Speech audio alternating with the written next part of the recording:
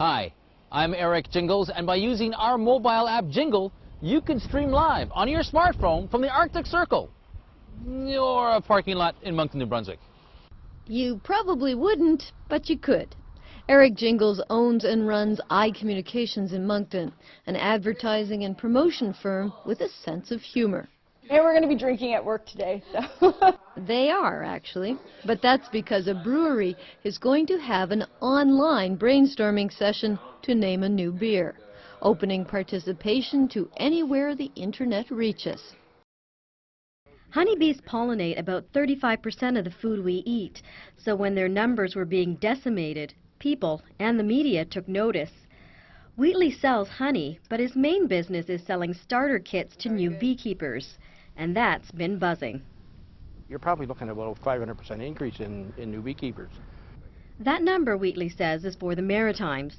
It's more that they've heard that the bees are in trouble, and it's more to find ways of increasing the population of the bees and looking after them.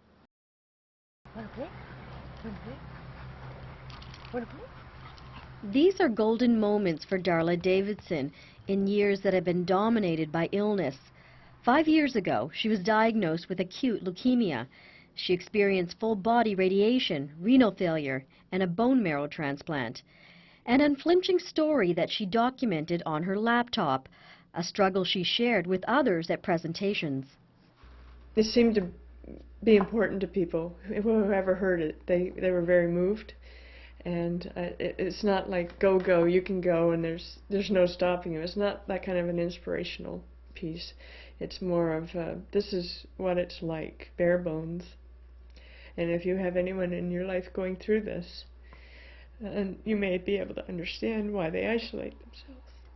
Sometime over the weekend, someone pried open her back door, taking only her jewelry and her old Toshiba laptop, and with it 5 years of painful journal entries. Well, I'm just devastated because it's not easy to pull things from the past. If you've had chemotherapy, your memory is bad. That's why I wrote things down, and I still write things down at the time so I can remember them. So without that, I don't know if I can recreate that. She was in pretty heavy pain in this. Daniel St. Louis is a photographer and Davidson's former partner. With his lens, he chronicled much of her illness. While he has copies of the pictures, he knows her detailed diary notes are lost. When you put your heart and soul into something, it vanished for no reason and no value to anybody else. It's a tough pill to swallow. Davidson is making a public plea to get her laptop back. It's an old laptop, and that really is not useful to anyone, but the information on it is,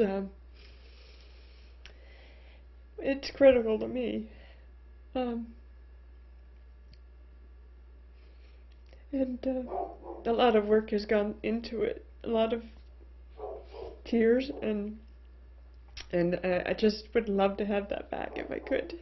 The police are investigating, and Davidson plans to search pawn shops on her own, although her hope is the laptop landed in the hands of someone good enough to return it to hers. Sonia Varma, CBC News, Lakeburn.